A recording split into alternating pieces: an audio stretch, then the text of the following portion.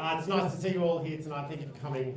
My name is Adam Haddo. I'm the current New South Wales President of the chapter of New South Wales Institute of Architects.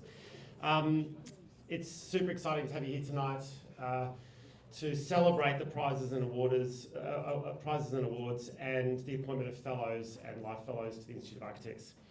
First of all, I would like to acknowledge the traditional owners of the land on which we're meeting here, the Gadigal people. I pay my respects to elders past and present, and I'd like to extend that level of respect to any Aboriginal and Torres Strait Islander people here tonight, or indeed watching on the screen. It's really was devastating, I think, a couple of months ago at the referendum for us as an institute. We've recommitted, though, to the idea of reconciliation and to walking and taking the Uluru Statement from the heart on with the level of respect that it was offered by Aboriginal people. We'll talk a little bit about that later, but tonight's event is to recognise the outstanding achievement of individuals and organisations.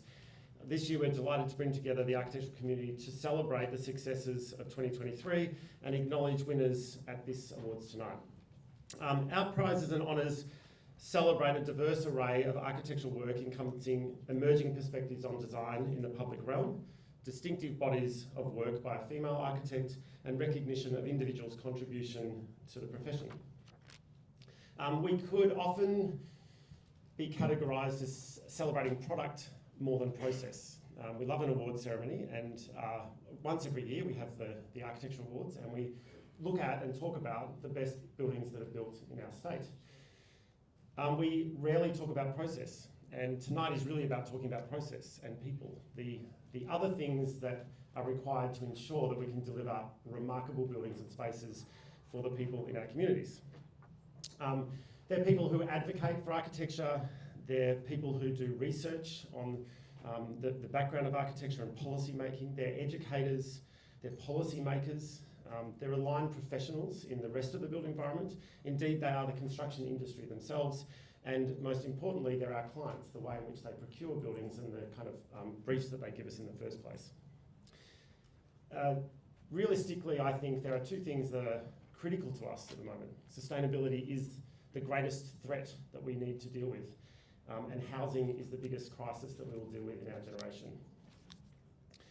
We won't be able to do those things alone. Architects can't solve those problems, but we can work together with all of the other people that I've talked tonight to make a better place for the people of New South Wales and for Australia. I'd like to thank the jurors for the awards tonight. There was a lot of jurors, and we'll go through them as we go through the night. We're going to try and keep this snappy. I think a good awards ceremony is a short awards ceremony. Peter told me it was going to be for 2 hours, and I think, let's do an hour and 15. So let's see how we go. But I'd like to thank them. I'd also like to acknowledge all the Institute staff who worked really tirelessly to put this together, in particular Peter Fry, Wendy Wrigley, Melina Duru, and Wayne Negligent. So thank you, massive thank you from us. It's really, the work that you do is really impressive, so thank you. And lastly, thank you to our gold partner Autodesk, as well as our silver event partners, Number One Roofing and Building Supplies, who are here and love a good party. They've been at all of the awards recently, so they're definitely here. And Plytech for their ongoing commitment and dedication to the awards program, and without them, we wouldn't be here tonight, so thank you very much to them. Before we get started though, a bit of housekeeping. If you could keep your phones on silent because we're recording it. The bar is closed during the event, so it's extra impetus for me to make it quick. If you're lucky enough to win a prize accommodation, you're invited up to collect your prize and to make a short speech. It's like the Oscars. If you're going too long, I'll be pushing you off to the side. And if you're being made a fellow or a life fellow, a very short speech if you'd like to make one. You don't have to make one, but if you'd like to, make it a short speech. Before we get started though, I'd like to invite Marcio De Silvio from Number One Roofing and Building Supplies, who tonight is our silver event partner, to say a few words. Marcio is an architectural panel specialist. He's passionate about metal roofing and cladding and has a background in architecture. He's a Bachelor of Architecture and Urban Design and has 15 years experience in the Australian construction market. Please put your hands together for Marcio.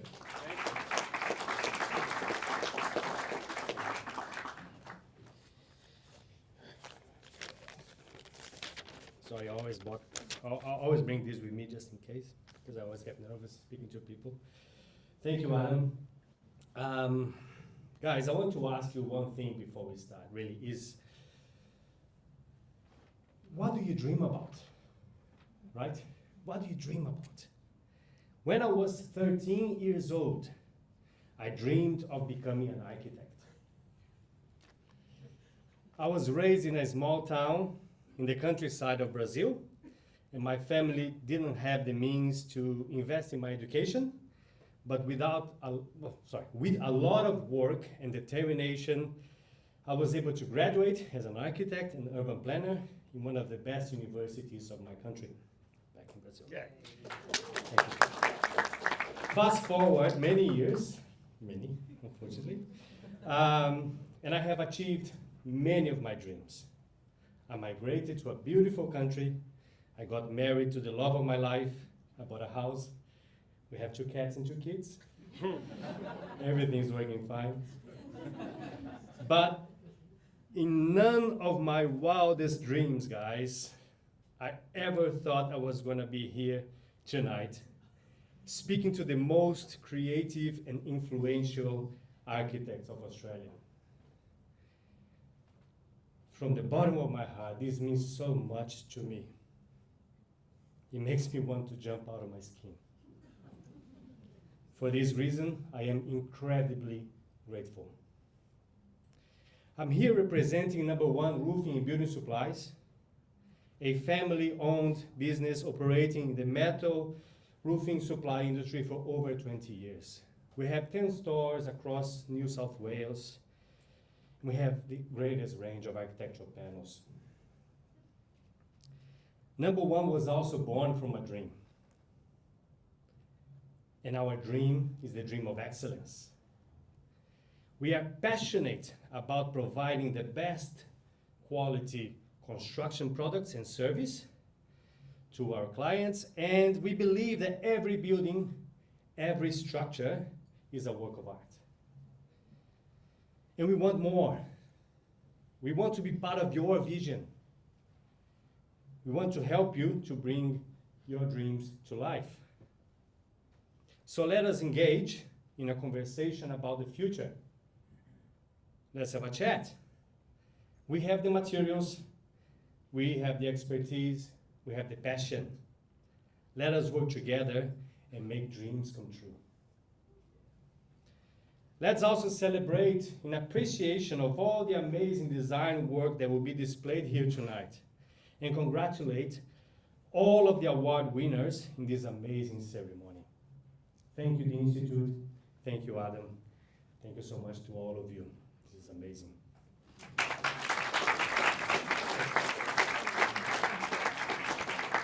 Thanks, Marcio. I love a bit of passion about roofing. It's great. They also know how to dance on the roof, so be with them later at the night because they can drink you under the table. So we're going to hand out some prizes tonight. So the first prize we're going to hand out tonight is the Reconciliation Prize. I was lucky enough to be on the jury of this prize along with Alison Page and the Government Architect Abby Galvin. The New South Wales chapter of the Institute of Architects acknowledged the failure of the referendum on the voice to Parliament and the significant pressure that the process and the outcome has placed on our First Nations friends and colleagues. As an organisation, we stand with First Nations people in Australia, and recommit our efforts towards the Uluru Statement of the Heart. While it's clear that a significant cultural shift in the heart of the nation has not yet bloomed, we believe that our efforts as a profession and a community to better engage with and consider First Nations stories and perspectives is critical to the betterment of society and our collective culture. The Reconciliation Prize is the highest honour our profession can give. It acknowledges the significant work of individuals or organisations do for the betterment of Aboriginal and Torres Strait Islander people throughout the built environment lens. In 2023, we're awarding 3 Reconciliation Prizes, acknowledging the significant contribution being made to the betterment of society across voice, truth, and empowerment.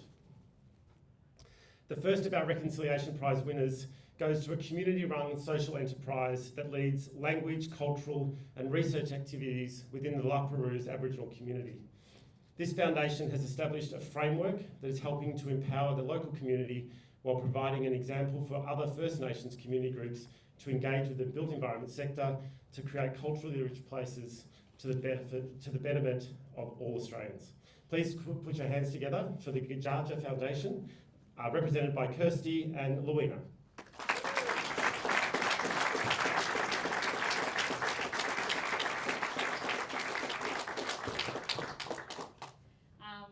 Thank you for the recognition. You know, we've got a lot of hard work from our community, and yeah, that's pretty much it.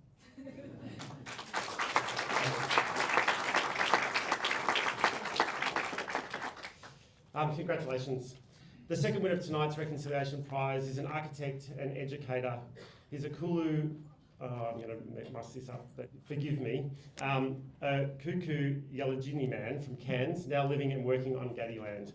His ambition is to create a structural shift in the education, practice and policy of the architectural profession, seeing First Nations cultures as agents for change, with his focus firmly on growing capacity within the profession through the promotion of greater cultural competency while helping to build a pipeline of First Nations built environment practitioners. Please put your hands together for Dr. Michael Mossman.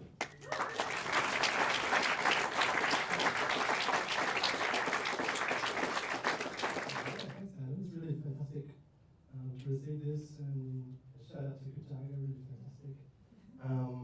But yeah, it's all about education and forming relationships and seeing next generations of students coming through. I think that's the really exciting proposition that we have. And to be able to impart some knowledge, I think that's the responsibility that we all have. To be able to put forward stuff that next generations can look up to and really take on board and practice in the future. So thanks a lot. To truly achieve reconciliation, our nation must address historical truths. This will be difficult, but it will ultimately allow us to collectively own our entire history, both the painful and the wonderful. Our third winner of tonight's Reconciliation Prize has added the Appin Massacre site of 1816 to the State Heritage Register. The listing acknowledges the significance of one of the earliest and most traumatic frontier conflict events between First Nations people and European settlers. At least 14 Aboriginal men, women and children were killed in the attack ordered by Governor Lachlan Macquarie. This listing on the State Heritage Register recognises the injustices of the past and provides the opportunity for healing and reconciliation. Please welcome our third recipient of the Reconciliation Prize, Heritage New South Wales and the Heritage Council of New South Wales.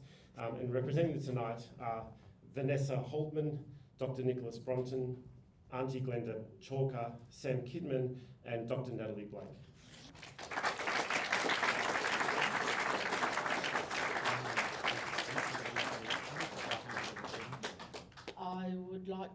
My name's Glenda Chalker. I'm a descendant of one of the survivors of the Appin Massacre. And when you talked about housing crisis earlier, it's housing crisis that destroys our sites. And this nomination came about because of the housing crisis, which the Appin Massacre landscape was in danger of having something like 30,000 homes built upon that place. So I was the chair of ACHAC at the time, but it is my country, it's my family's country, and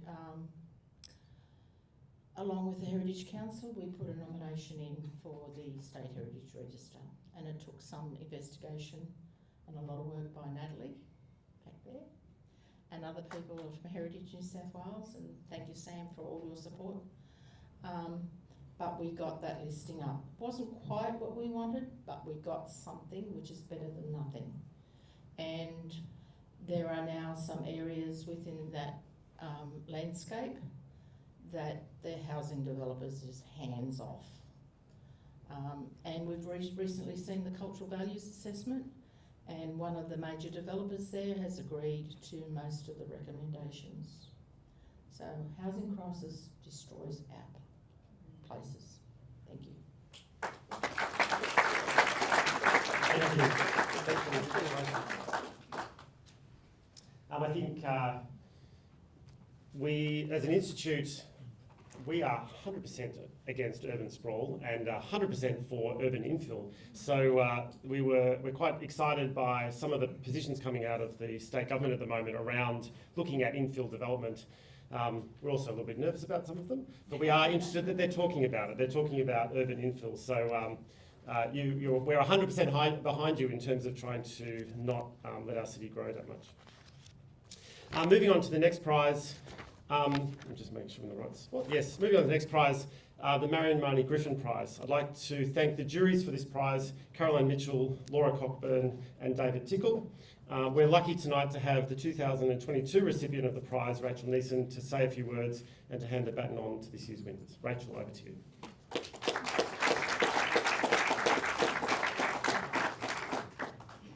Thank you, Adam. Actually, I was asked to say a bit more than a few words. Is that okay? Sorry. and look, it truly is an honour, this prize. I have such deep respect for all the recipients before me, all very inspiring women. Great, thank you. So, Marion Mahoney Griffin was a woman ahead of her time. Over 5 decades, she promoted progressive ideas that are as relevant today, 150 years after her birth, as in her own time. They're the words of Anne Watson, who was the curator of a wonderful exhibition at the Museum of Sydney. I will speak through the lens of a practicing architect, reflecting upon the spirit of Marion. Marion was a trailblazer. She was born in Chicago in 1871 and studied at MIT, graduating in 1894. She was only the second woman to graduate. In fact, she was the very first registered architect in the US, possibly the world. She worked for Frank Lloyd Wright. In fact, she was his first employee, and she worked with him for a period of on and off for about 14 years. She had considerable influence in the development of the prairie school style, which celebrates the long, low landscapes of Midwest USA. And Wright used to say, prairie buildings are married to the ground, and I think you can see this through her illustrations. It really demonstrates respect that Marion had for landscape. Like many, probably here in this room, I came to know of Marion and her husband, Walter Burley Griffin, through Castle Crag. And I have Stephen Varady to thank for this introduction. I'm not sure if he's here tonight, but I did work for Stephen many years ago, and I remember one afternoon him saying, "That's enough work, let's go and check out Griffin in Castle Crag." What a great treat. She married Walter Burley Griffin in 1911, and they started working together. And within a year, they won the competition for the design of Canberra, largely thank you to Marion's beautiful drawings, and they relocated to Australia a couple of years later. So the Griffins saw nature as a treasure to be preserved. In the 1920, they purchased a large tract of land on Sydney's Middle Harbour with a group of other shareholders they called themselves the Greater Sydney Development Association. They saw Middle Harbour as having untouched intimate charm of landlocked water, rocky headlands and wooded coves, sandstone bedrock and gopher forests were what they were describing. So Castle Crag was to be Griffin's model residential suburb. Houses, reserves, walkways, contoured roads, all playing, and I quote, a subordinate part in the scheme already designed and executed by nature. So Castle Crag was to be a community. There were 14 Griffin houses that were built in total, reserves and the Haven, which is a wonderful open-air theatre. The top of the headland was actually already denuded. This was not Marion and Walter. It had been denuded by people cutting trees down for firewood, in fact. Marion and Walter lived in Castle Crag for 10 years, from 1925, in this house, the Grant House, modest in scale. It embraced the idea of bigness, but bigness in the landscape, not bigness in the buildings. low to the ground, built resourcefully of local stone. In fact, they set a covenant for Castle Crag that all buildings needed to be of stone, brick or concrete. And beautifully proportioned rooms connected to landscape.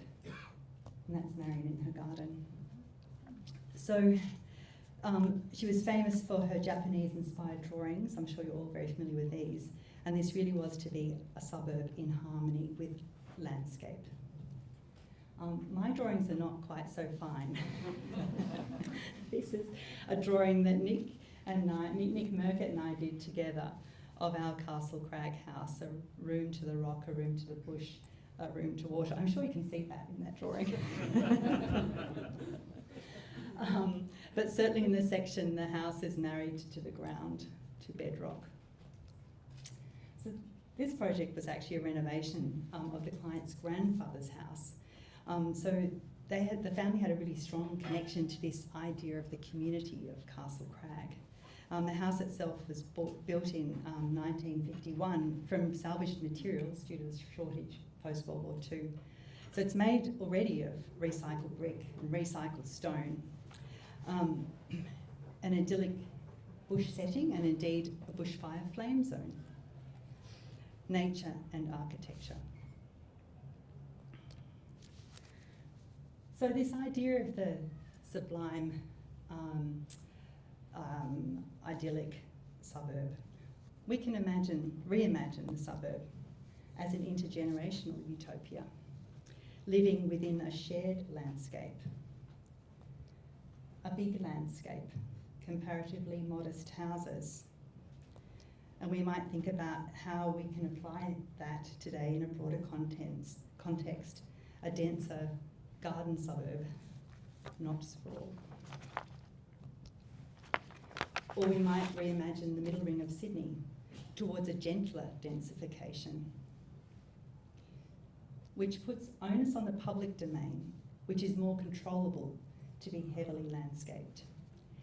Every street, a linear park, traffic speed reduced, the roadway minimised and underground services consolidated, the street transformed into a linear park, prioritising recreation, landscape and food production. City and landscape. The Griffin's competition-winning design of Canberra was based on a political ideal of democracy. Just think about the parliamentary triangle. A city shaped by natural topography and a city in harmony with landscape. We can think about landscape today as a material of the city, transpirating, oxygenating as habitats supporting biodiversity, shaping community places, containing and capping contaminated soil and modifying microclimate. The Griffins were certainly interested in patterns in nature. Oops. Sorry about this. There we go. This is the Capitol Theatre that they designed in Melbourne, and it was inspired by Australian opal fields. It's like a crystalline interior, and it's quite appropriate, I think, given the befitting experience of the theatre in this sort of magical interior. It uses prefabricated plasterwork and light box technologies that were quite experimental at the time.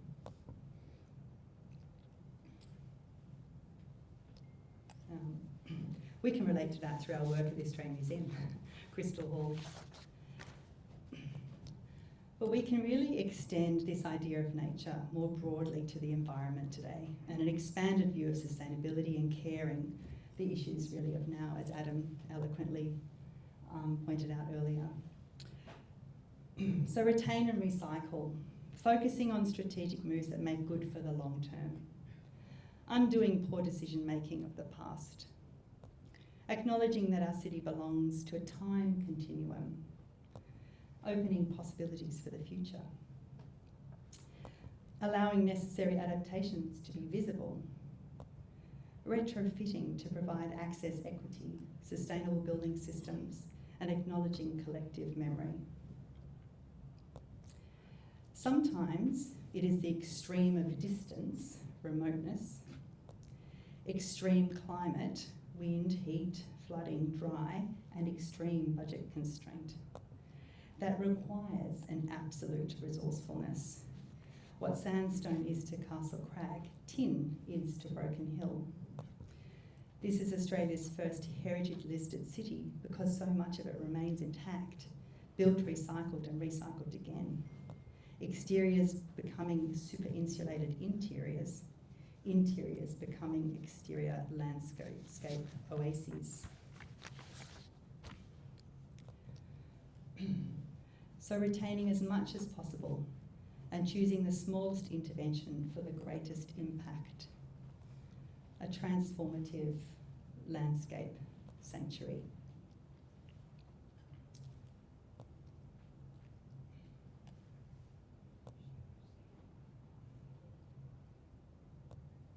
Apologies, clicker's gone to sleep again. Okay. So this is art critic John MacDonald on the exhibition Paradise on Earth.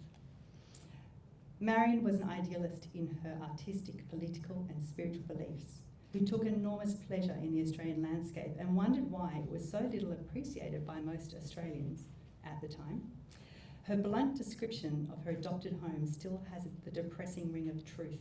A nation of pessimists, full of fears. Ideals are rarely to be found in the country. All their policies are based on fear. I wonder how Marion would see now.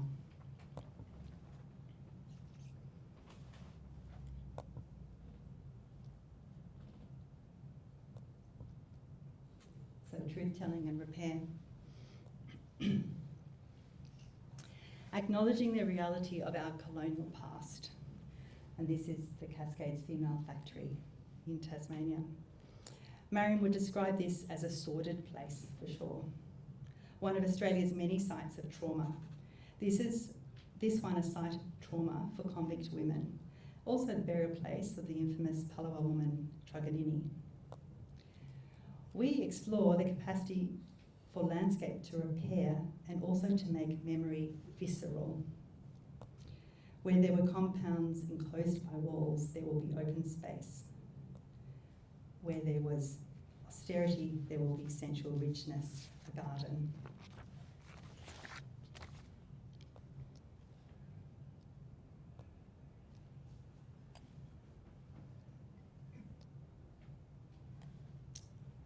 Truth-telling is that this land was never ceded.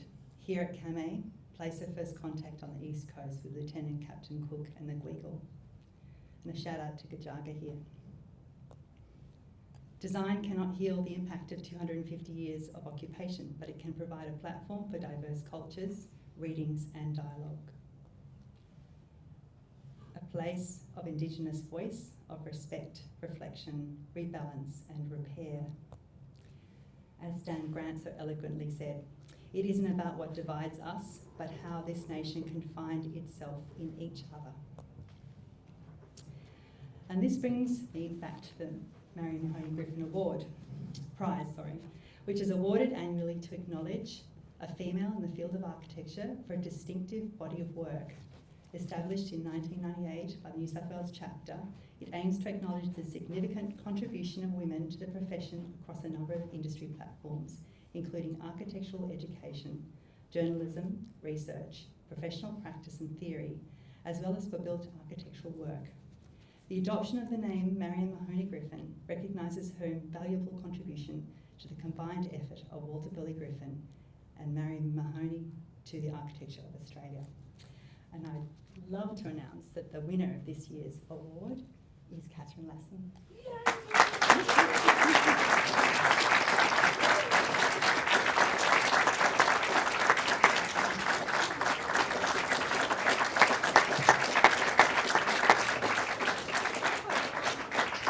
It's an amazing surprise, and thank you, Rachel, and thank you, everyone. It's really, I'm a little overwhelmed, but anyway, it's lovely to see Rachel's contextualising of Marion Mahoney and amazing to be in such distinguished company. And I suppose I should also really pay special attention to thank Justine Anderson and Caitlin Roseby and Tiffany Liu, who have been tutors of mine, and they pushed for this. So it's incredibly sweet, and I'm honoured. But also I think it's wonderful to look at Mariamani's visualizations of Castle Crag, and when we look at Castle Crag today, it feels like such a kind of normal place. You know, we look at these incredible angophores and these, you know, projects like Nick and Rachel's project all woven into the landscape, and we think that's normal. And that sense of balance and reciprocity that you can see in those incredibly beautiful renderings is, it's kind of feels like that's what we should be doing. And it's remarkable to see that that was a vision that they had, and I think that speaks to capacity of architecture to shape our environment in really positive and harmonious ways. Anyway, thank you very much.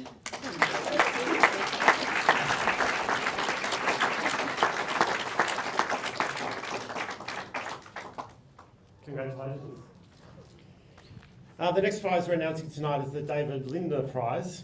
This year's jury was made up of Robin Linder, David Welsh, Daniel Barber, Caroline Kite, Philip Chum and Adam Swinburne. But before we announce the winner, I'd like to invite to the stage the 2022 David Linder Prize winner, Adam Swinburne, to give a snapshot presentation on his winning project.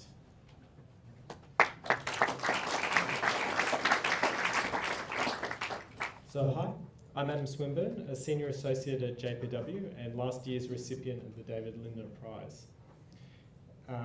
And tonight I'm going to give you a snapshot of my reference scheme for a future urban Australian school.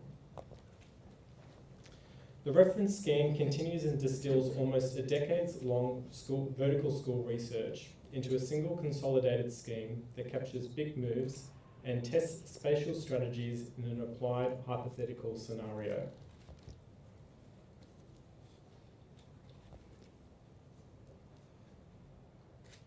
The previous big moves are derived from an audit of local and international case studies, whereby I interviewed 27 architects and school administrators to determine a best practice approach to multi-storey school design.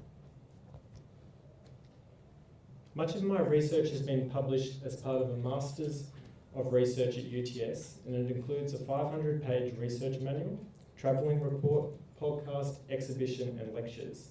And all of this research is available free at verticalschools.com.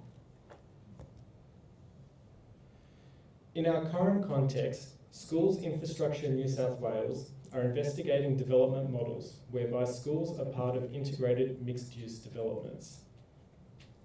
These schools will be delivered by the private sector and form part of a larger construction project that offers cost savings and puts schools at the heart of new communities.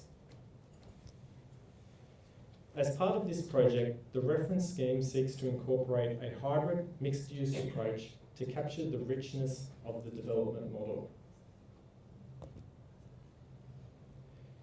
In recent politics, independent MPs Allegra Spender and Alex Greenwich have campaigned for a new secondary co-ed public school in the eastern suburbs, citing a lack of public schools in the eastern suburbs, high cost of living pressures and private school fees topping $40,000 per student that have put pressures on families. Allegra also believes that living in the East should be inclusive to all families and not just those who can afford private school fees. Allegra has identified Edgecliff Centre as one of the opportunity sites for a new urban school in the eastern suburbs. And you may be familiar with this building driving along New South Head Road from the CBD to the eastern suburbs. Edgecliff Centre has approached the end of its economic life, and it offers an opportunity for renewal to meet the current and future needs of the Edgecliff community. And as a hypothetical site, it brings together a social and commercial aspiration for this study. East Point Shopping Centre is next door. It provides local amenities to nearby residents, but the precinct is convenient rather than desirable, with poor street activation and porosity. A large transient population also moves through the site, with the Edgecliff train station and bus interchange embedded into the precinct. We know that schools are essential for building community in a neighbourhood, and the opportunity for this reference scheme is to revitalise Edgecliff Centre to include a new Inner East High School that places our youngest members of society at the forefront of city making. This is an aerial view of Edgecliff with the site identified in green. Edgecliff Centre is geographically well positioned and in a prime location. Providing outdoor play space in urban schools is one of the most significant challenges, and the school's proximity to Trumper Park and Oval offers recreational space to students. The school can also capitalise on existing transport infrastructure on site, without students needing to cross busy streets to reach the school's main entrance. And Woollahra Council have also proposed medium to high density redevelopment along New South Head Road, and a new school here would support families and young couples who choose to live in nearby dwellings. Finally, an apartment building over the school offers the opportunities to maximise the site's commercial yield with fantastic city and harbour views. So this is an aerial view of the existing site, and this is the current proposal.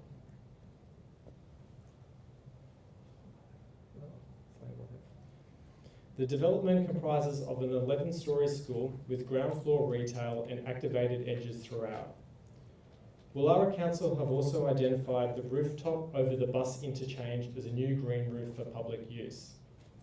A public space out of view would likely be underutilised, and therefore this scheme seeks to utilise this green roof as a play space in exchange to access to a new 3-level sports centre.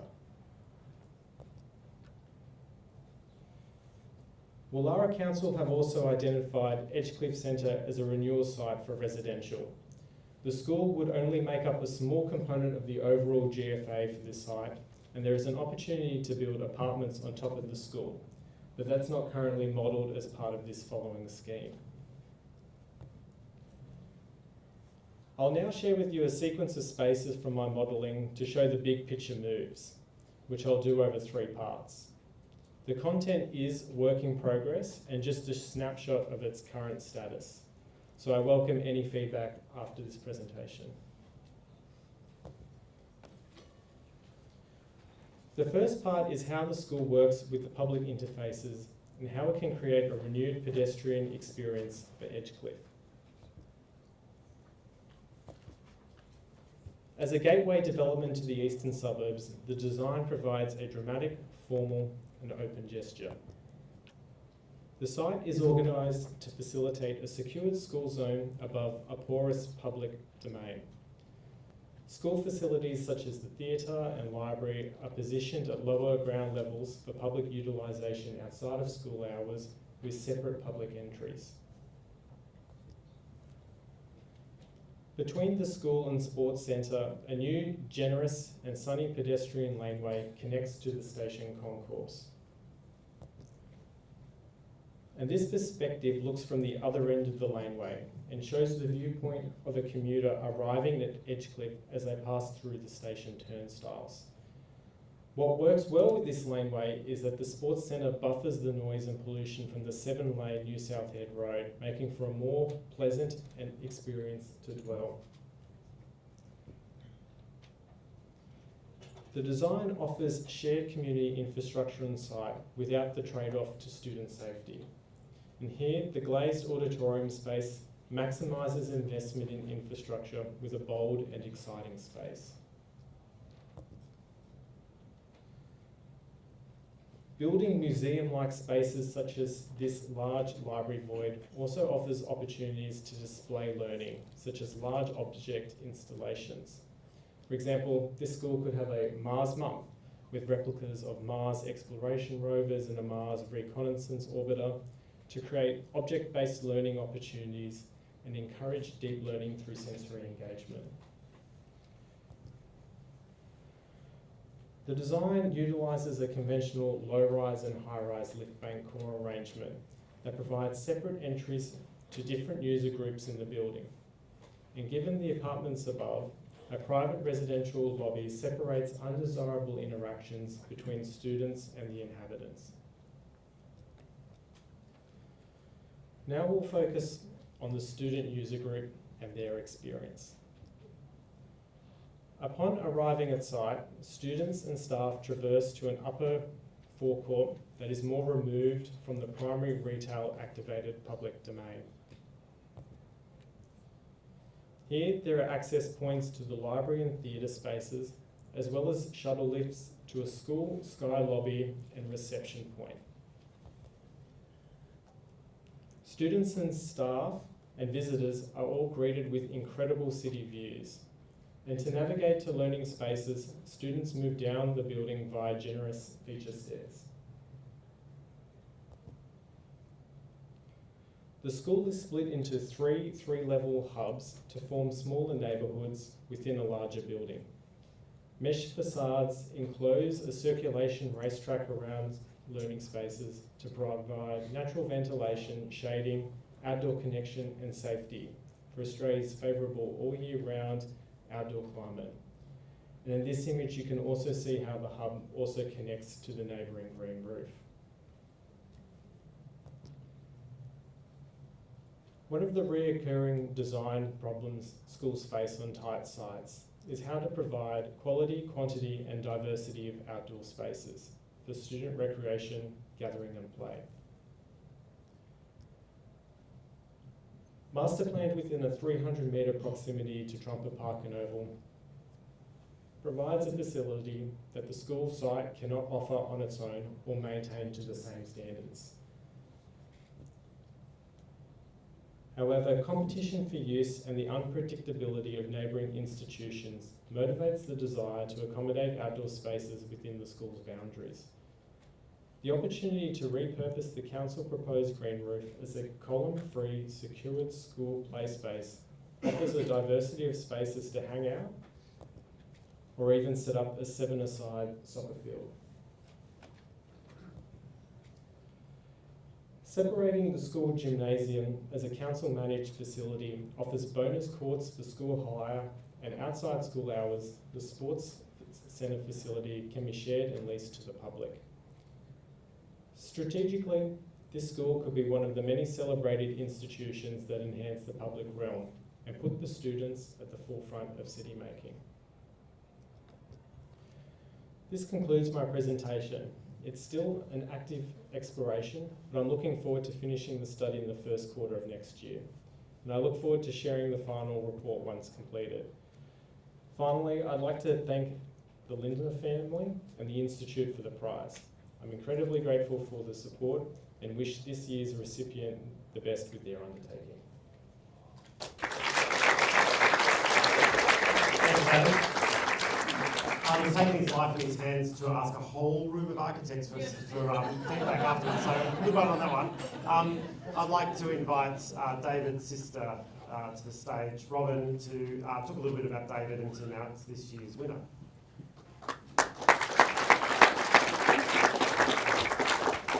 Thank you, Adam, and I appreciate the opportunity to present the prize tonight, and thank you, Adam, for your presentation.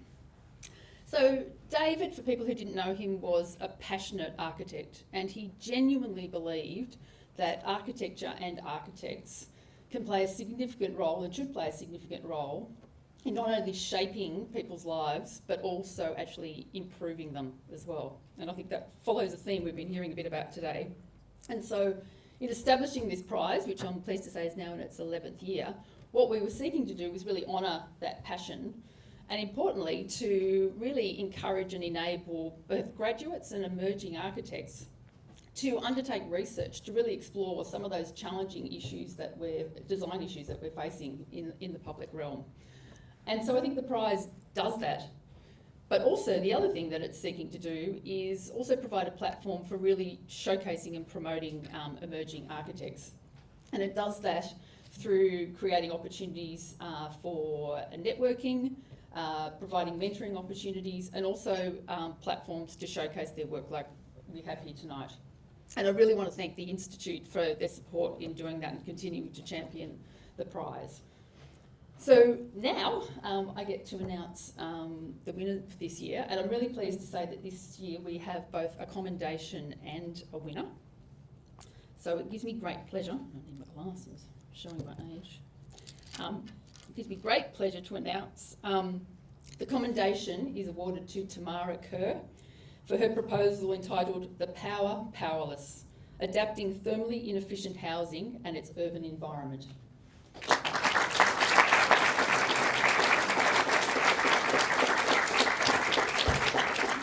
Thank you and the Institute for the opportunity to endorse research in architecture. It's such a rare opportunity and so greatly appreciated. So thank you very much. Thank you.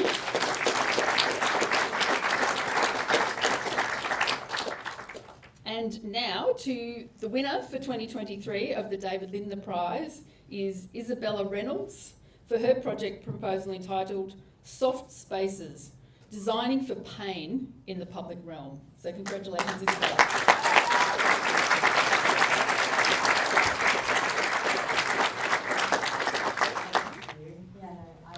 Congratulations, Tamara. I concur with everything that you said. I'm super appreciative to be recognised amongst such deeply intimidating and honourable company. Yeah, I really appreciate the opportunity to delve into a topic that I think is, really exciting and really interesting. I think designing spaces that are really provide dignified space for people that live with chronic pain is really interesting and exciting. I look forward to having the opportunity to do it.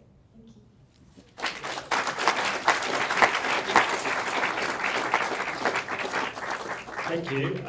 Terrific projects. And I just got a little fan person moment there because Tamara, I work with Tamara, who got that award. She had a baby and finished a project this year as a project architect. I just want to say, Tamara, well done. That's amazing.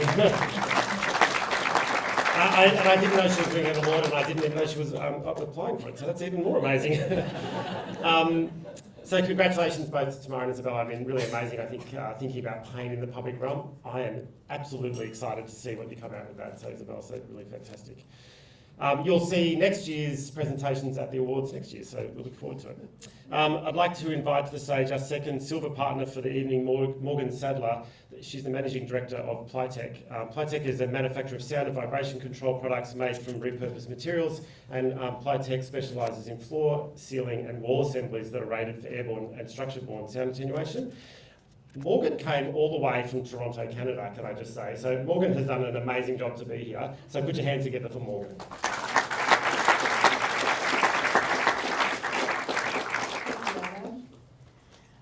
Okay, I'm also feeling a bit intimidated, but also so grateful to be here. I found so many of the themes and topics discussed to be values that I hold so closely in my own heart. And I don't want to get too overly sappy. Like, at the end of the day, I am here with the manufacturer, and I really am hoping to work with you regularly. But a couple of the things that I'd like to touch on, and I love when I have the moment to share my almost quirky evangelical-ness around this, but I live by use what exists. Every item of clothing I own, for the most part, is from a thrift shop.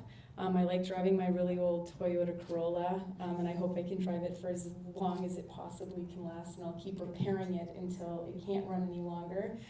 And I love hearing about infill projects. I love hearing about making schools go vertical so that we don't have to take up more land.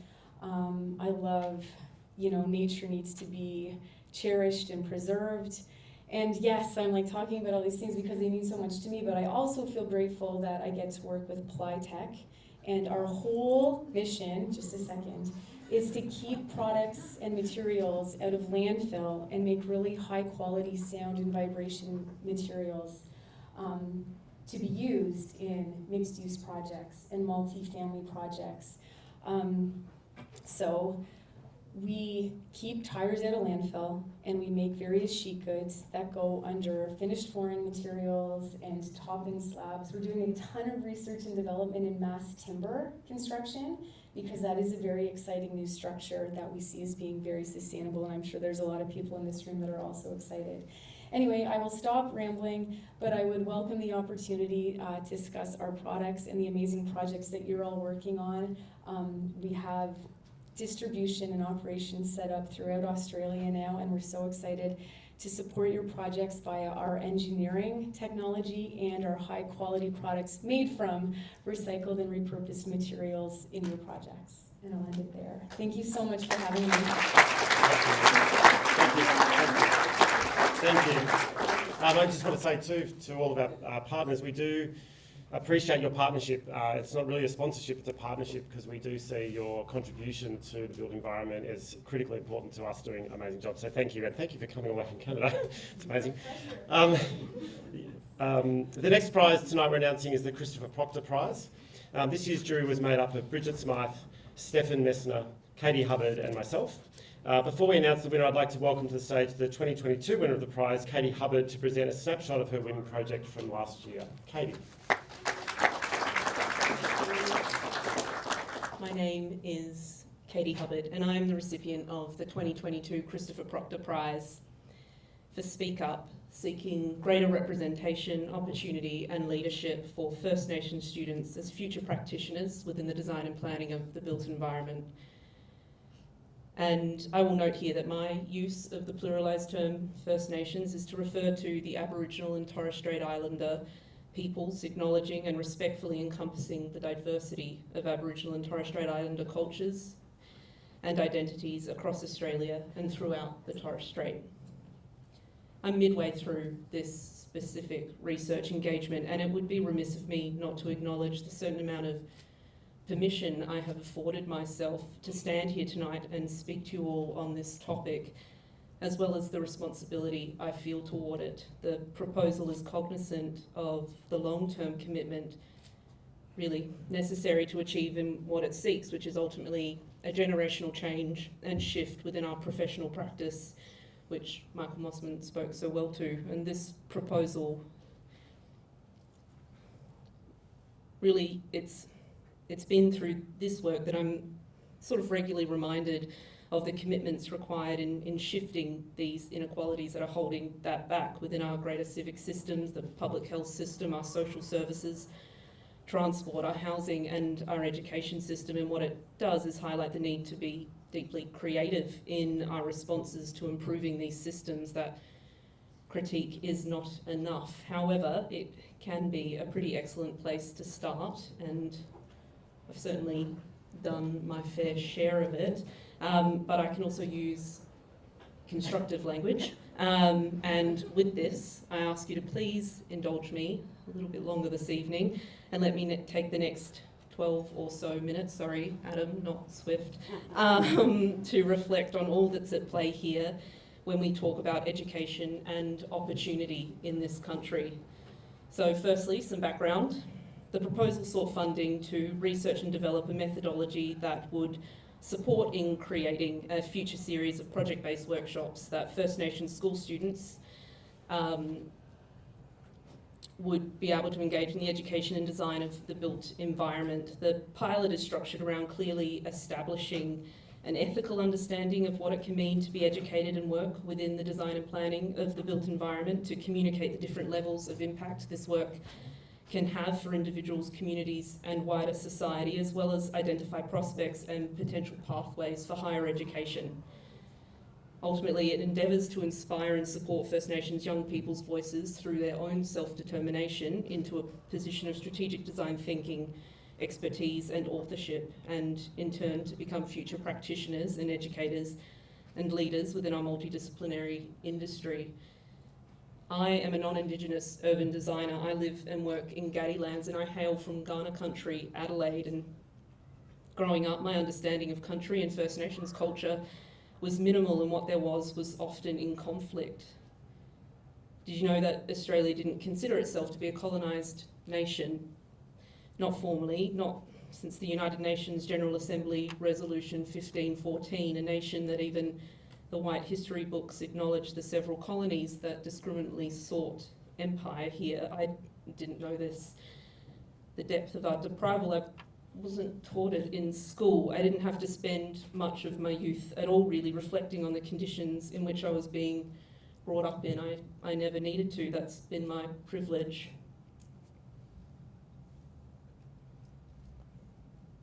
Good word. I more or less always knew I wanted to be an architect. That has since expanded.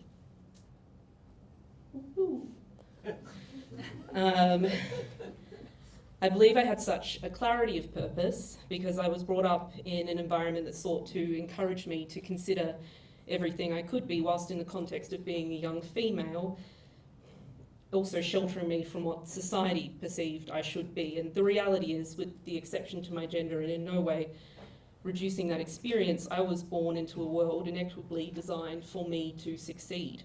Outside of school, due to my parents' work, I spent much of my time on community-built playground sites all over regional Australia, and I think I begun then to learn a sense of responsibility to place, to people and the environment, and at the time I did not know that to be part of country. I did witness firsthand the purposeful disinvestment and inadequate and inappropriate housing, health, public infrastructure and amenity, but I didn't much know why beyond my dad saying, fuck this government. Excuse me. I don't know how that got in there. It is, in seriousness, this legacy of benefits that have ensured I acknowledge the rights and values of First Nations peoples, the constitutional recognition of sovereignty, voice, treaty and truth in the Uluru Statement from the Heart, and the need for constitutional change and structural reform within our government and society. I express my gratitude and my admiration to traditional custodians, knowledge holders, and elders whose wisdom, activism, resistance, reclamation and restoration have kept culture alive in this place, because I am an outsider in this research, and it's a really important definition to understand. Research can have terrible associations for some First Nations communities and members for too long a time. It's been a process that exploits culture, knowledge and resource, object not agent, and it should, as I believe it is beginning to, challenge also the context in which our research problems, our design problems are conceptualised and designed. This word, like this project, like our professional practices, is all tied up in a much bigger intellectual project of decolonising to set out a way to proceed in a colonised world, and that way is being led by First Nations expertise, and I have been enriched by this expertise. And I've grappled with this in this bigger project in my work within my professional practice, as I expect to continue to, all of us, if not for what I've already made mention, because it has a lot to do with this. All of these ones too. I only have 10 to 15 minutes up here tonight, and I've already used half of that on my introduction, so there we go. Okay. All right, let's go.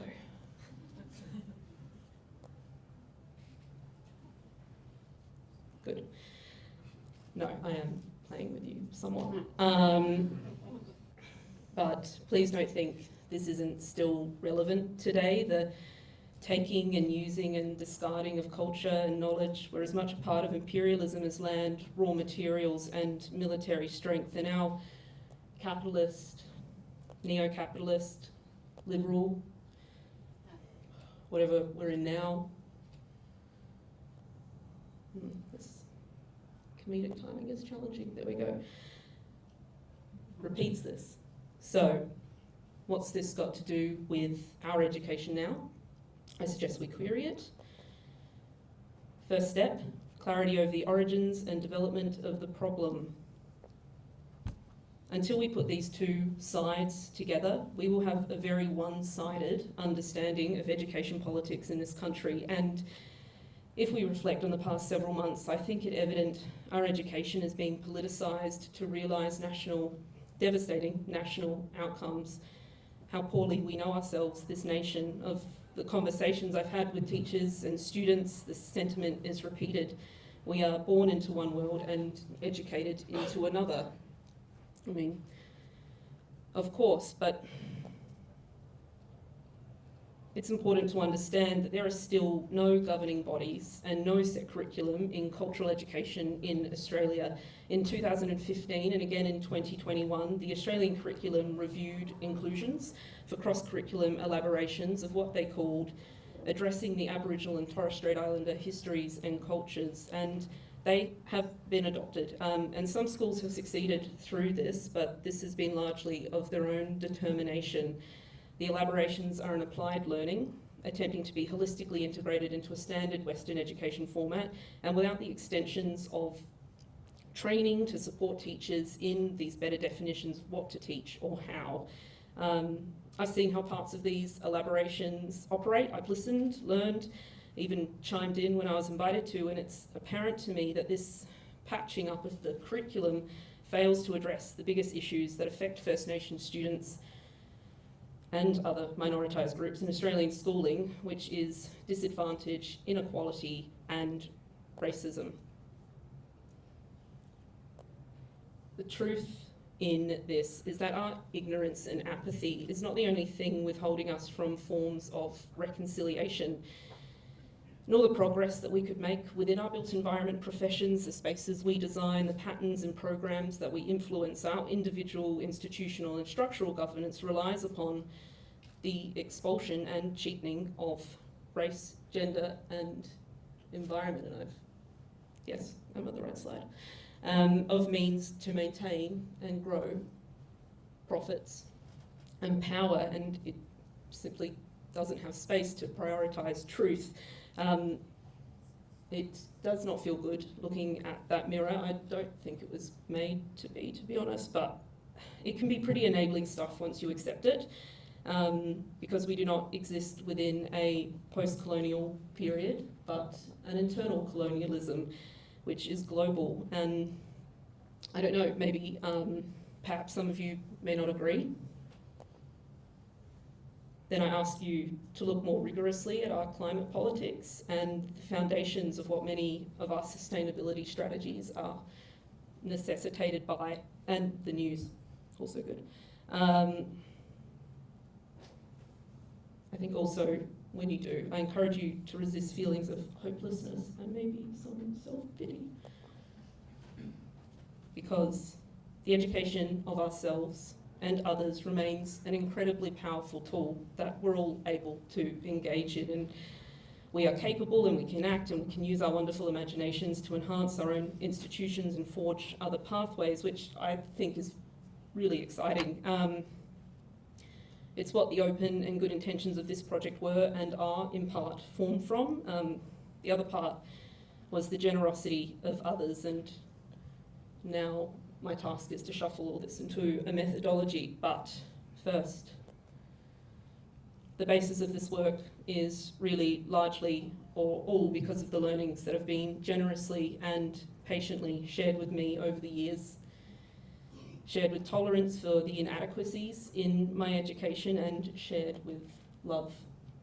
So I conclude by saying thank you to the community members, the First Nation speakers, makers, doers and teachers, students, the social service workers, design practitioners and organisations who have taken the time to have a conversation with me.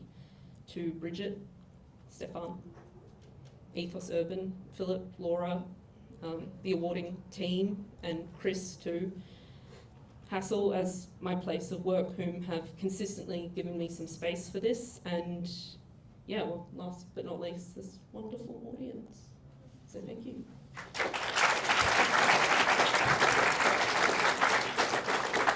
Thanks, Kate. I'd like to now invite to the stage Christopher Walker's wife, Bridget Smythe, an accomplished architect in her own right, as the City of Sydney's architect and executive manager of city design and public art. It also directs the city's public art program. Bridget manages the Sydney Design Advisory Panel and the Public Art Advisory Committee, and was also, from memory, a Mary Munderson Prize winner. And I would also like to invite Stefan Mester, the director of Ethos Urban, who worked with Christopher at Ethos Urban, to talk a little bit about Christopher and to announce this year's winners.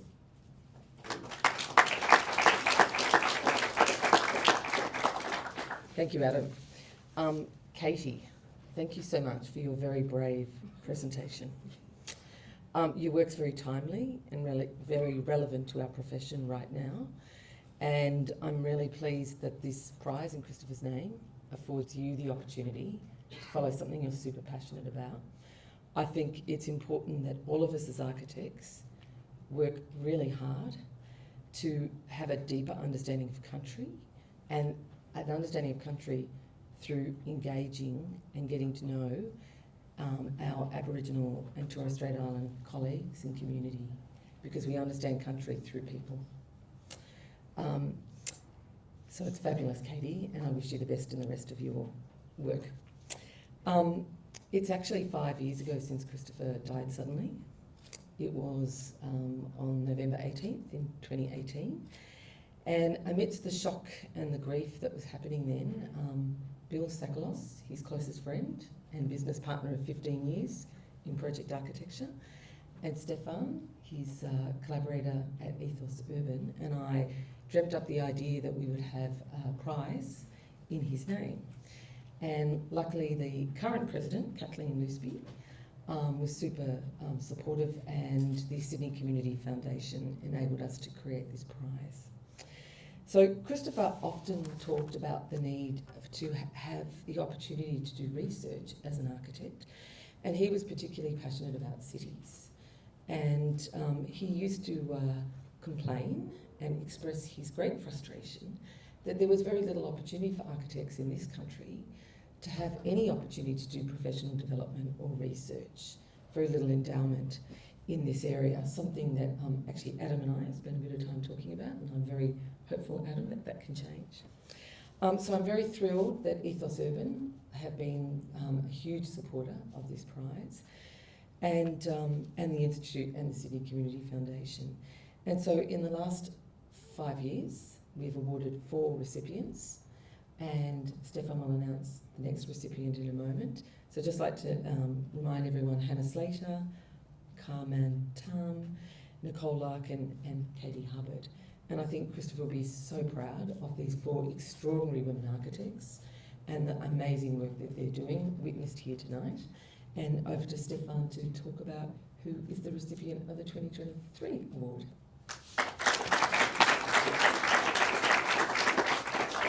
Before I announce the award, I just want to, just a personal note.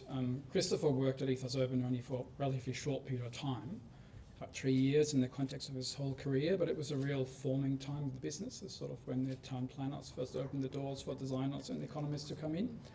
And he broke that first ice with all these different professions, and he broke it really well. So for someone like myself who came in after him, after he was hired, it was really easy to work in a really good, established, collaborative, and healthy sort of work environment. And I'm sort of personally really thankful for that as well. Now to the prize. This year's winner of the Christopher Proctor Prize is Andrea Lam for her research into Chinatowns, which are disappearing globally, and she will research one of the biggest Chinatowns in the world, oldest in San Francisco, and take learnings from there and bring it back to Sydney to see how we can revitalise our own Chinatown.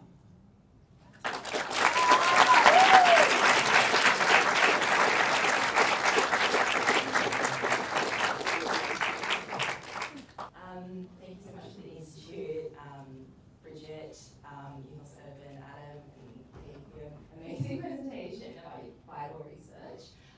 Yeah, thank you. I'm very excited to announce that I'll be traveling to San Francisco to explore my topic, Chinatowns are disappearing, what can architecture do to make sure that they stay lively and amazing places. I guess you all have to come back next year to find out. Thank you so much. Thanks, Angela.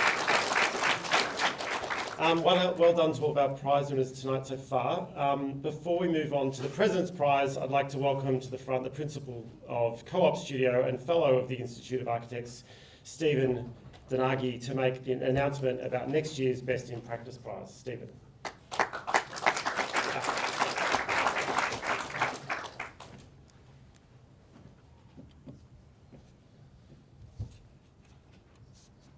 Thanks very much, Adam. Good evening, everyone. A quote to start.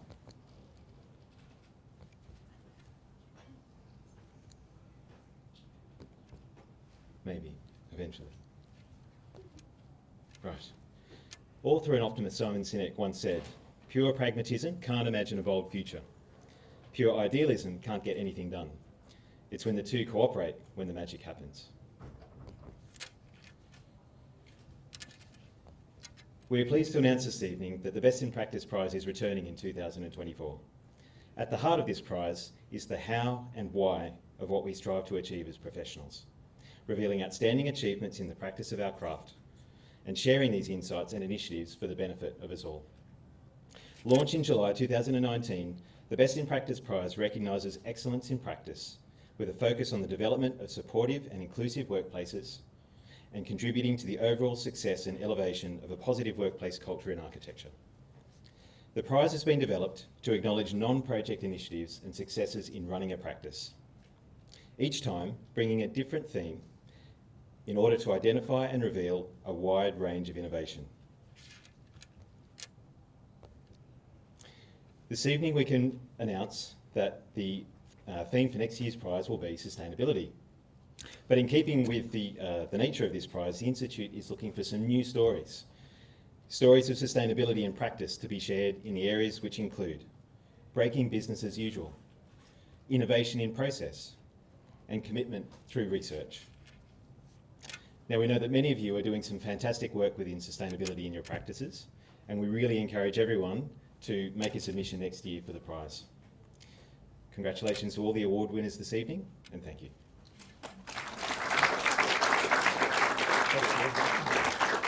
Thanks, Stephen. Now we're on the home run. We're getting there, all right?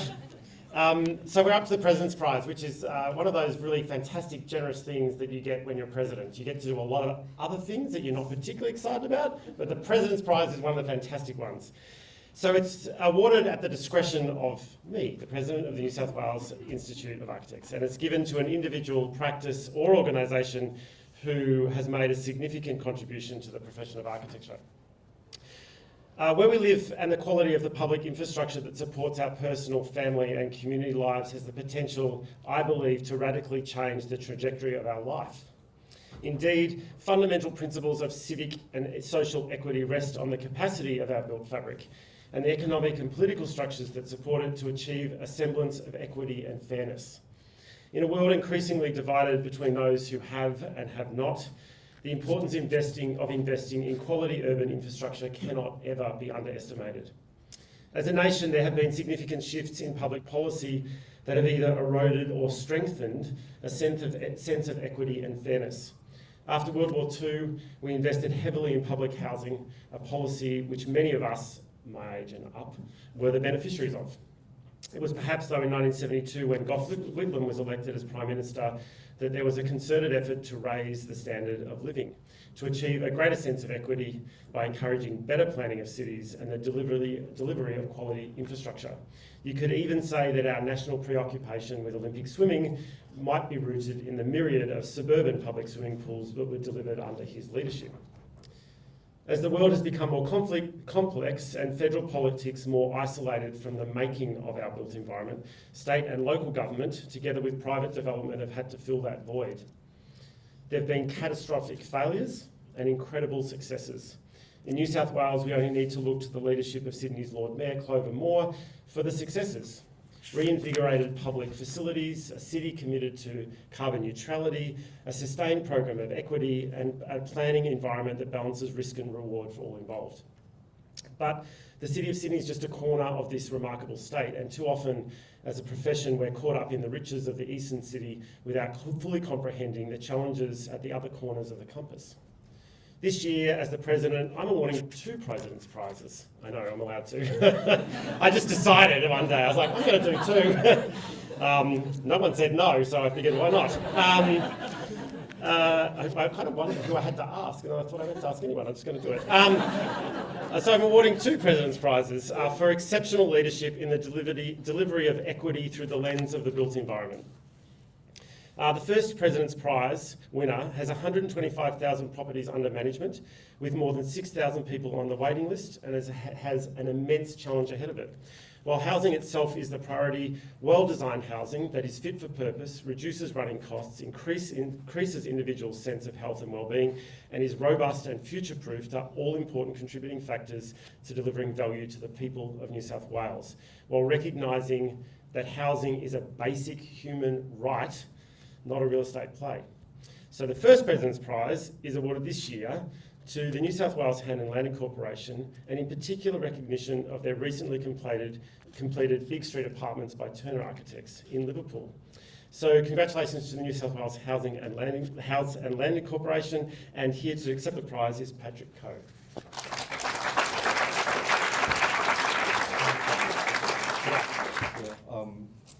I'm very honoured to receive this very meaningful award on behalf of Land and Housing Corp.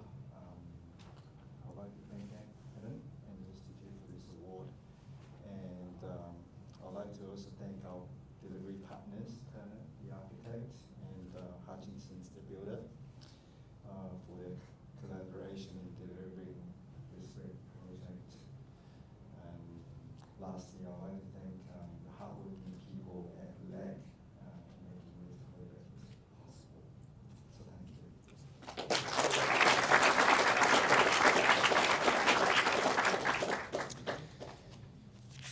Got a big project ahead of the Land Housing Corporation, lots of housing to come, so we're excited about that. My second award this year is to, sorry, I just lost my spot, I was just going over one too. Our cities are the melting pots of our communities, and great cities create environments that enable multicultural activities to exist and thrive in collaboration. Fairness is underpinned by access, and access is achieved through economic investment and long-term strategic planning, which is often seeded generations earlier than when we see it on the ground.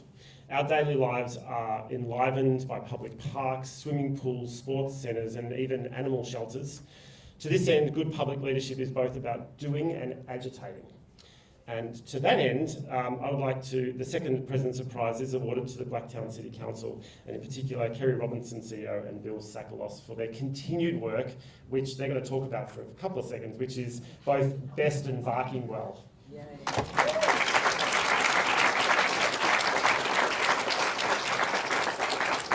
Thank you very much, Adam, and thank you to the Institute for the award. It's a great honour. I was extremely excited when I got an email a few days ago about this, and it's a deep privilege to stand before you, and I'll say a few words and hand to the design guy. Blacktown is a large and diverse place, and I start by acknowledging the Darug people as the traditional custodians of the land on which the city is located, and pay respects to elders past and present, and extend those to Aboriginal people who are with us this evening. Blacktown has some of the suburbs with the lower CEFA indices of any suburb in Sydney. And it also has some of the wealthiest suburbs in Sydney, and places that have some of the highest rates of education within the city. Part of our job is to transform that city in all the ways possible, and in so doing make everyone in the city proud of being a Westie and proud to be part of Blacktown City. And we do that day in, day out through wonderful collaborations, firstly with our mayor and councillors who are extraordinarily supporting and trusting of us. And we do that with many, many wonderful partners, and I'll hand over to Bill to talk about some of those great relationships that we have.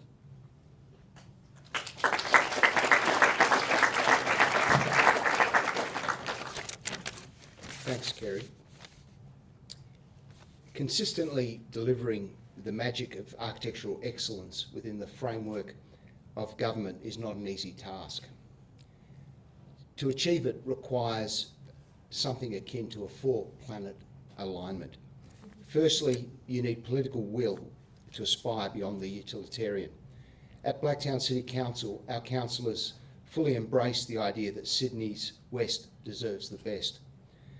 Regardless of political persuasion, they support and interrogate our projects, a process which routinely serves to better them. Secondly, a key ingredient is funding availability and prioritising that against competing demands. Sound fiscal management and prudence by our councillors and executive allowed us to self-fund $275 million of transformational programs for capital planning and advocacy projects. This suite of actions by our council is genuinely transforming Blacktown. The third planet is organisational wherewithal to manage projects from inception through delivery to operation. Under Kerry's outstanding leadership, my fellow directors helped build a delivery framework that is extremely rare in local government. It's one that simply did not exist 6 years ago. The fourth planet is having access to the design skills to conceive the works.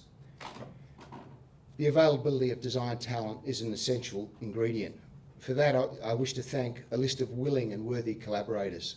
Sean Carter and Ben Peake of Carter Williamson for Woodcroft Community Centre, Cox Architects and McGregor Coxall for Warwick Lane redevelopment, Michael Spackman of Spackman Mossop Michaels for St Bartholomew's Cemetery, Sam Crawford and Gabriel Pelletier for Bark, Ewan Lewis for Kings Langley Cricket Club, and Mark Raggett, Andrew Lillyman and Amber Stewart for Best. Finally, I'd like to thank the architects who we will be working with in our next tranche of projects. There are 9 of them, and with a total value of over $600 million. I'm looking forward to the day when I hear young architects saying, let's make the pilgrimage to Blacktown. It's a mecca for contemporary architecture. Thank you.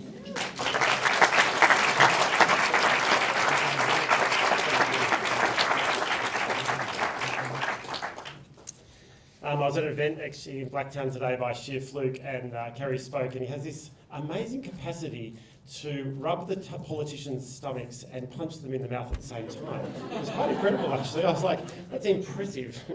So congratulations. I look forward to the day, actually, when we hold the State Architecture Awards in Blacktown, so let's do that. So tonight we want to play a very special tribute to Florence Mary Taylor, who was actually the first registered female architect here in New South Wales exactly 100 years ago, back in 1923. To introduce the presentation on Florence, we felt it appropriate that our own first president of the New South Wales chapter, and indeed the first president of the national chapter of the Australian Institute of Architects, to come and make the presentation, Life Fellow of the Institute of Architects, Louise Cox AO.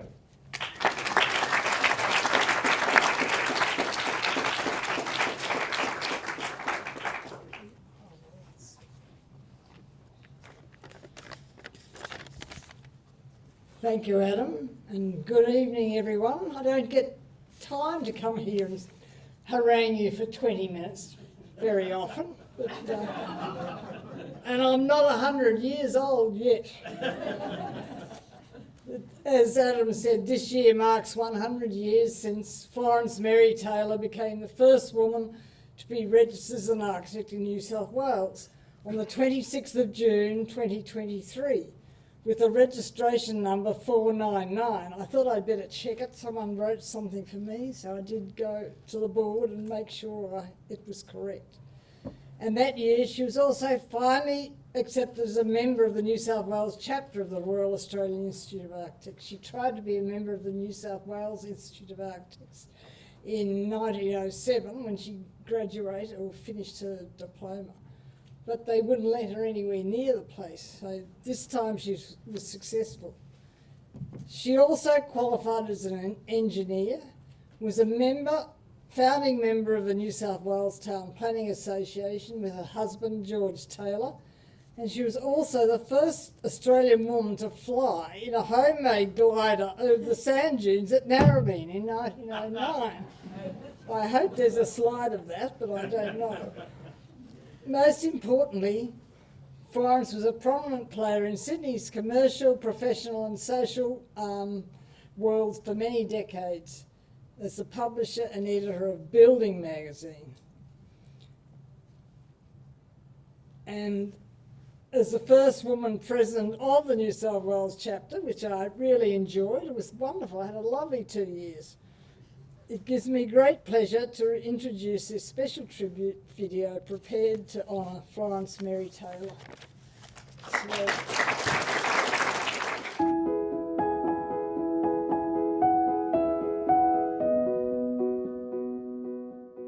Born in 1879 in Bristol, England as Florence Mary Parsons, she migrated to Australia with her parents and siblings when she was just 4 years old.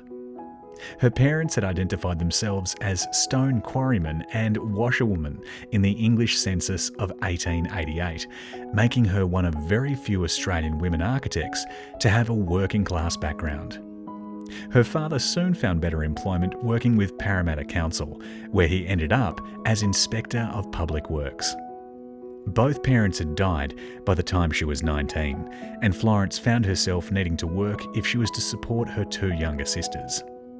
She found a job as a clerk with Francis Stowe, who had an architectural and engineering firm in Parramatta. Inspired by the draftsmen there who were earning so much more, Florence enrolled in drafting classes at Sydney Technical College. She worked in a succession of more prestigious firms and in 1904 became the first woman to complete the architecture course. In 1907, Florence applied unsuccessfully to join the New South Wales Institute of Architects. Her employer, John Bertram Clamp, nominated her to join with a glowing reference, but the application met with so much resistance that she withdrew. Instead, she married the flamboyant George Taylor, draftsman, cartoonist, author, aviator and inventor. Within the year, they had established the Building Publishing Company together with their good friend Francis Stowe. George would write several books detailing their real-life adventures, describing themselves as the editor, the lady architect and the engineer. While George was in charge until his sudden death in 1928, he shared the partnership closely with Florence, and she continued to run the business where she played a prominent role in the building industry until her retirement in 1961. Her publications included the popular and prolific Building magazine, Construction, Harmony, Young Australia and Commonwealth Home. Florence later claimed that during the course of her 7 short years as an architect, she designed 50 or 100 houses in Sydney. A few of these have been identified, including a holiday house she designed for her sister in Roseville. She won a competition with her perspective drawing of Robertson and Mark's Commercial Travellers Building in Sydney, later replaced by the MLC Centre in the 1970s, and another with her own design for a modest cottage in a national exhibition of women's design work in 1907. As a mature professional, she preferred town planning and was a founding member of the Town Planning Association in 1914.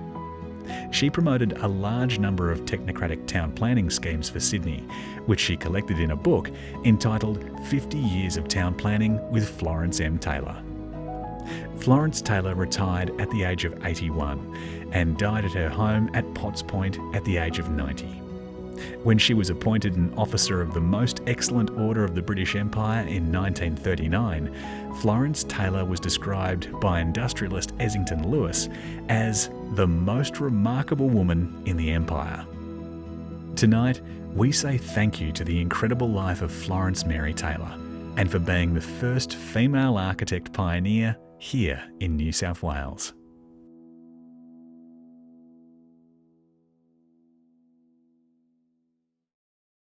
I want to actually thank David McRae, who's one of our chapter councillors, who really pursued the acknowledgement of Florence Mary Taylor. So thank you very much to David for making sure that we didn't miss the 100-year anniversary. I would say the Institute has a few truths to live up to as well, which hopefully we'll be doing in the next decade of our life as an Institute.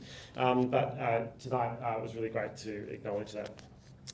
So we're on the last run. We're into the honours part of the program, but before we do that, I'd like to invite Samuel McAllister from our gold medal partner Autodesk to say a few words. Samuel's an architect with over 25 years experience working across Europe, Australia, New Zealand, and currently leads the architecture division for Autodesk Asia Pacific. He's passionate about how technology can deliver better quality architecture. Thanks, Samuel.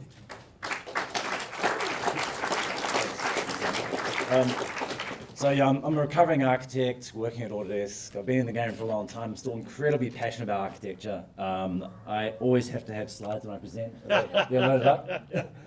Yeah, I can't present without slides.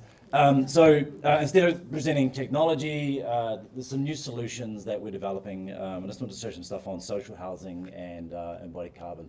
This is a project that was just finished in San Francisco where they used special low-grade embodied carbon materials. They used design for manufacturing and assembly to keep the quality and the cost down, and they were working to enhance a diminished part of San Francisco with the habitat. The workflows that we've been developing, there's a lot of buzz around AI. We have these semi-AI tools or generative design tools that allow you to automate your designs but measure things like costs, embodied carbon, operational carbon, all in real time. So the idea here is that a designer can pick a site and it will give you numerous options and different layouts based on the performance metrics you want. It's not there to replace you as a designer, it's just merely to guide you on what might be the best design options to meet your program brief.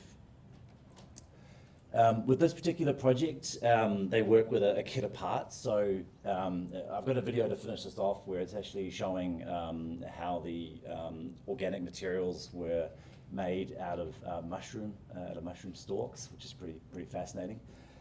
With that being used for the facades, they had these unit catalogs. There's a whole videos on here. My marketing team told me not to use all the videos, but this shows you picking these units and it will assemble them on the site based on the grids that you want. So there's all these really cool things that are happening with the automation, and it's giving you the embodied carbon, the costs, and the amount of studios, 1 beds and 2 beds.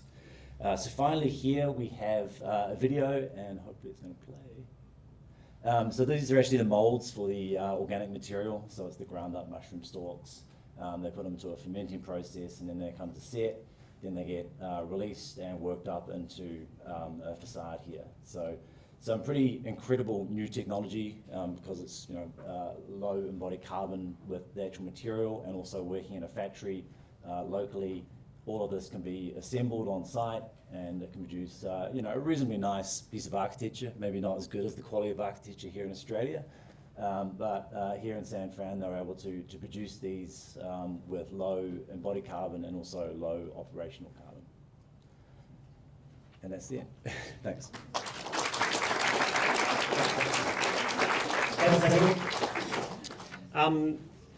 So now on to the 2023 fellowship announcements. A fellowship is awarded to those in the profession who have demonstrated significant contribution to architecture beyond the practice of architecture. Beyond architecture practice, sorry. As I call you, Nate, please come up to collect your certificate, and if you would like to say a few words, you're more than welcome to have 20 seconds. In the interest of time, we'll keep it short. But this year's advancements from member to fellowship are Andrew Duffin,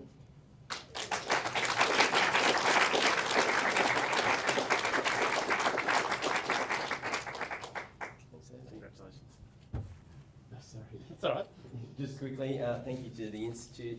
Great to be part of an organisation interested in making a social impact. Thank you. Cherry Parsons.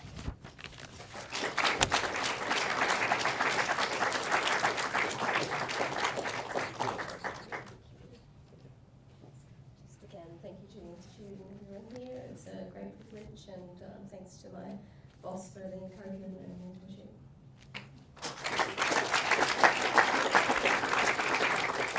The next person couldn't be here tonight, Brett Dunn, who hails from down south and has been doing a whole lot of work around the bushfire recovery in South New South Wales. So congratulations to Brett Dunn.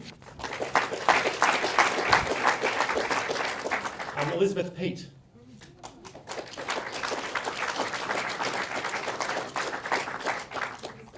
I want to thank the Institute of Architects and the architecture profession. In the last 10 years working in government, it's been my privilege to promote architecture and architects, because my career is founded on belief that all people are entitled to good design, and it's architects that take us beyond the banal. The idea that is that collision between idealism and pragmatism that enables all of us to experience, even in the merest moment, an element of the sublime. So thank you.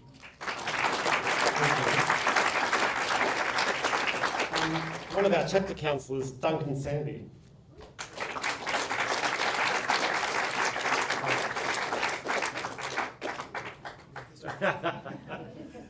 Thank you. Thank you very much. No?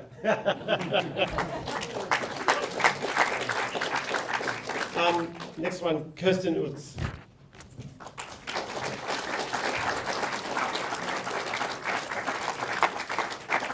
I'd just like to thank our colleagues James and Tom for nominating Duncan and myself. And in tonight's about process, collaboration is at the heart of what we do, and over 30 years there's a myriad of people we've collaborated with, and I'm just grateful to have the award. Thank you.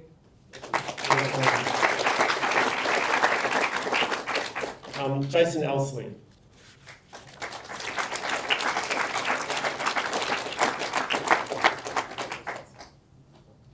like to thank the Institute, Adam, and thank you everybody for, giving the opportunity for regional architects to receive this type of recognition. Sometimes it can be a little bit isolating working in the regions, and I think the next challenges that are coming towards us over the next decade with housing crisis and developments occurring within the regions, certainly I'd love the opportunity to champion regional architecture. And it wouldn't be without people like Lindsay Johnson over here in the corner, who certainly was a mentor and teacher of mine years ago, who has really inspired a whole generation of us in the regions to continue, the spirit of excellence in architecture. So, thank you.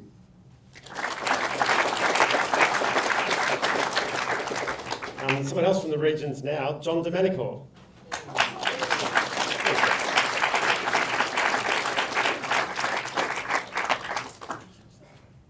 Adam, where is your dad? Just John to notice.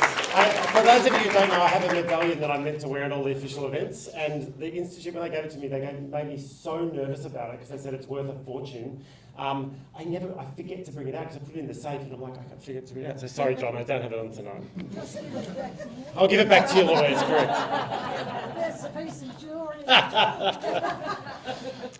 The next person is Gabrielle Pelletier.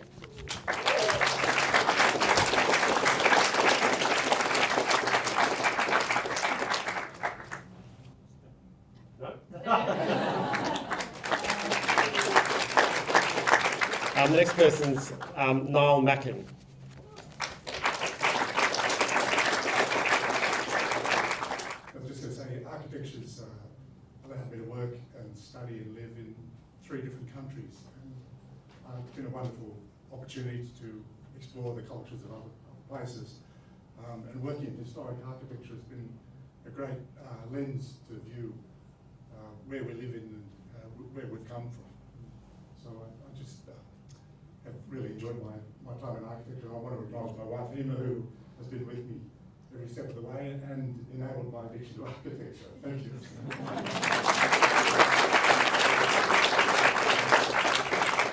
The next person is Jacqueline Orford.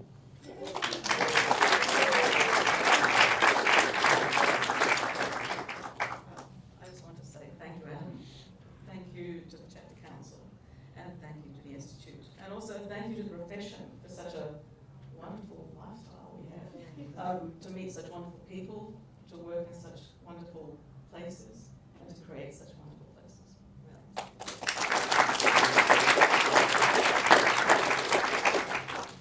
The next person is Philip Arnold.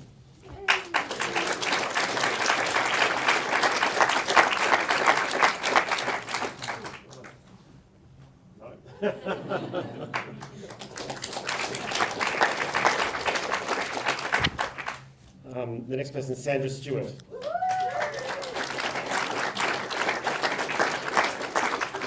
I'll just say a few words.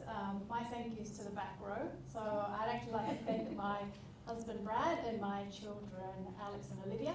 I will say as architects, it's an all-encompassing passion and it's 24/7. So they get the thank you for tolerating my 24/7.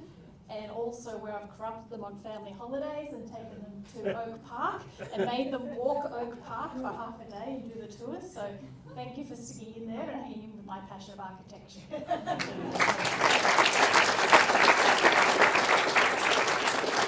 And the last of the fellows, Wesley Hindmarsh.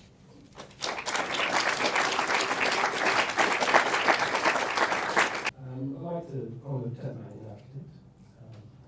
And I'd like to thank you and thank New South Wales architecture community for welcoming me here and the Institute as well. So this is what you have.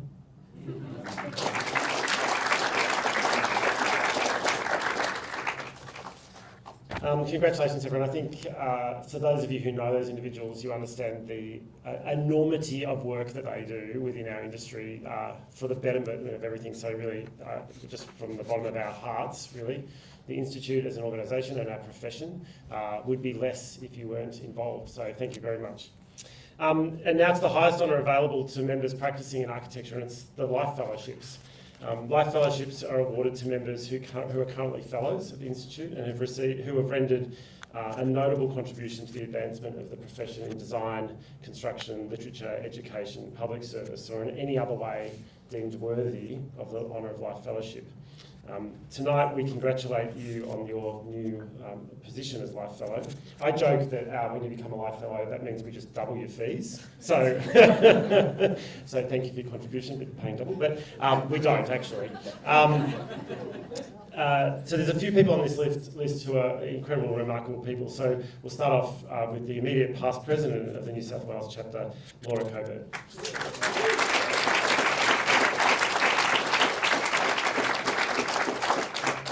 Thank you very much.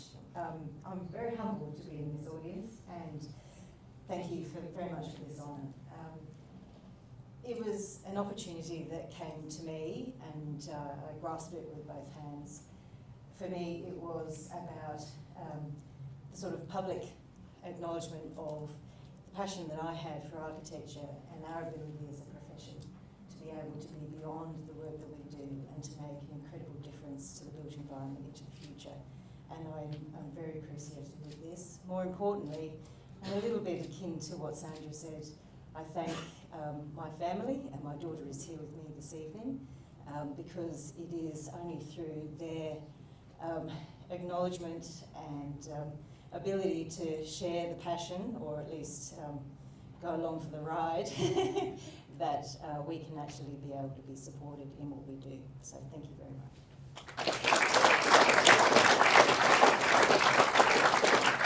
The next person is Richard Smythe.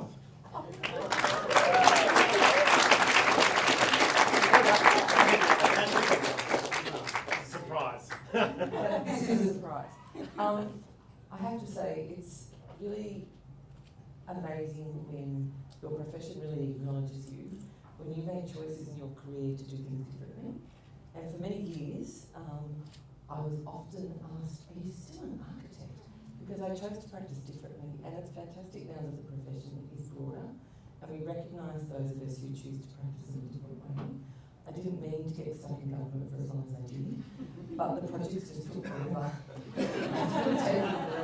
So this is as much an award for myself as all the people I've worked with. And I told Adam's story tonight, and it really is remarkable to look at this audience today, but my youngest son's just decided he doesn't want to be a lawyer anymore, he wants to be an architect. And he said to me, it's because, Mum, you have the best life.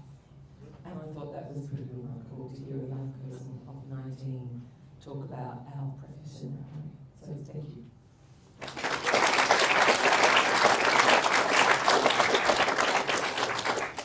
The next person couldn't be with us tonight, but has sent a video, but this is for Ingrid Pearson. Thank you for my elevation to Life Fellow membership of the Institute. It's a great honour to be so recognised for my work within the professional organisations of the Institute and New South Wales Board of Architects, both of which I continue to serve. Ever since I became a registered architect and an associate member of the Institute in 1978, my passion for our profession to make a positive difference in our communities through design and advocacy has not waned. Connecting architects for the purpose of sharing knowledge, professional development and advocacy forms part of that passion. Architects Networks in Sydney have been a vehicle for me to do so firstly on the Upper North Shore and later in Western Sydney. I miss the camaraderie so much when my husband and I moved to Bathurst that I founded Architects Out West Learning Group in 2019. New South Wales Central West community is yet to embrace best practice in design, sustainability and urban design. But as the New South Wales Country Awards have shown, there is a lot of talent in the bush. Once again, thank you so much for giving me this honour. I'm extremely humbled by this recognition. Thank you.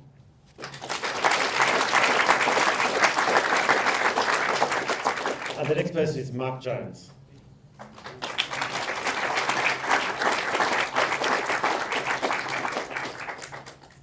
Thank you, Adam. Thank you. I'd like to shout out for the regional architects. Jason, it's great to see some getting their fellowship. Some 43 years ago when I started on the South Coast, I felt very much like a pioneer. 30 years ago when I had Adam's role, the mobile phone was like a brick and it was bolted to the car. I had to listen to each sound of the horn in my four-wheel drive. I had to run down the stairs from Tusculum to answer the phone. So it's a different era, and but it's great to see the recognition, and my passion will continue to be for my working life, working in regional New South Wales and seeing that architecture is spread through the state and through the country. Thank you.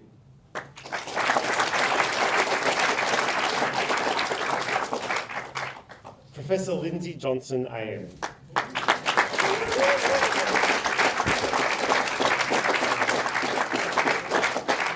They always say keep it short and keep it funny.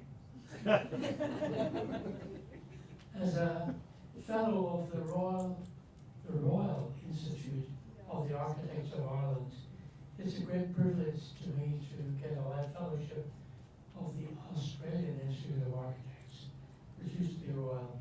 That's a long story.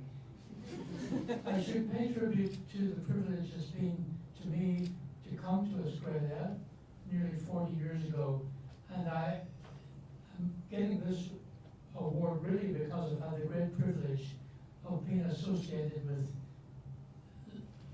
stars of the Australian architectural profession, and it's really because of my friendship and colleagueship with them that has enabled me to enjoy great privilege in the profession in Australia. Thank you.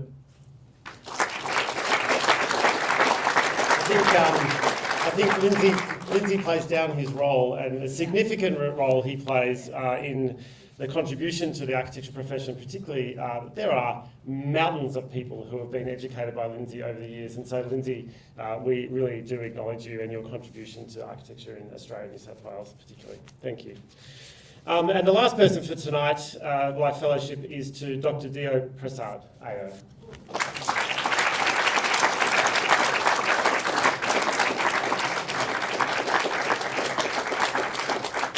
Thank you very much. I do feel honoured. After 30 years in academia, teaching and research, more than 350 refereed papers in our matrix, as they say, more than 300 million in grants for research in sustainability, and about 10 books on sustainability. I think it's quite a good outcome for me to be honoured in this way, and I'm delighted. Thank you, and I was glad I brought my wife into it.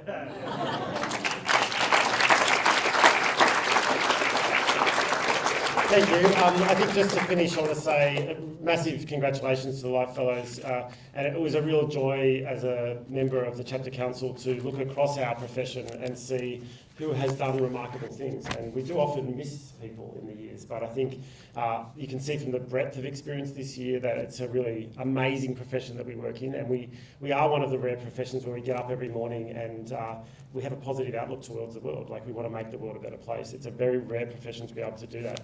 So I thank you all. I thank the staff at the Institute for putting on tonight. I'm sorry it went longer than I wanted it to do, but I think it's really the kind of magnitude of the experience and the work here tonight was really fantastic. So thank you very much. Have a great night, and welcome to Surry Hills.